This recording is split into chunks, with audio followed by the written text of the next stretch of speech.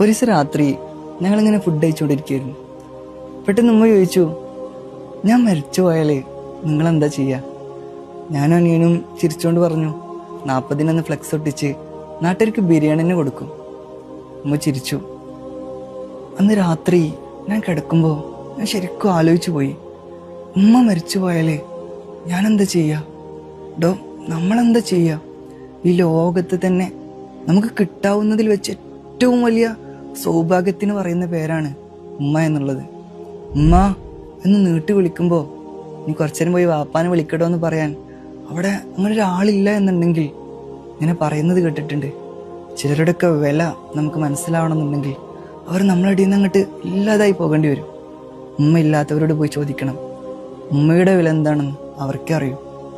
കുറച്ചൊക്കെ വലുതായാൽ പക്ഷെ നമുക്ക് തോന്നും ഈ കാര്യങ്ങൾക്കൊക്കെ നമ്മൾ മതി, ഒന്നുമില്ലെങ്കിലും കുഴപ്പമില്ലാന്ന്. പക്ഷേ നല്ല പ്രായമായിട്ടും 6 മാസം രോഗിയായി കിടന്ന് വല്യമ്മ മരിക്കുമ്പോൾ മയ്യത്ത് നിസ്കാരത്തിൽ പാപ്പാൻ്റെ തൊണ്ട ഇടറിയതും കബറടക്കുമ്പോൾ ചെറിയ കുട്ടികളെ പോലെ പൊട്ടിക്കരഞ്ഞതും എനിക്ക് ഇന്നും ഓർമ്മയുണ്ട്. മുഹമ്മദ് അബ്ബാസിൻ്റെ ഒരു വാക്കുണ്ട്, ഉമ്മയില്ലായ്മ അതൊരു ജീവിതാവസ്ഥയാണ്, സ്നേഹമില്ലായ്മ പോൽ ജീവനില്ലായ്മ പോൽ എന്തോ ഒന്ന്. Happy mother's day.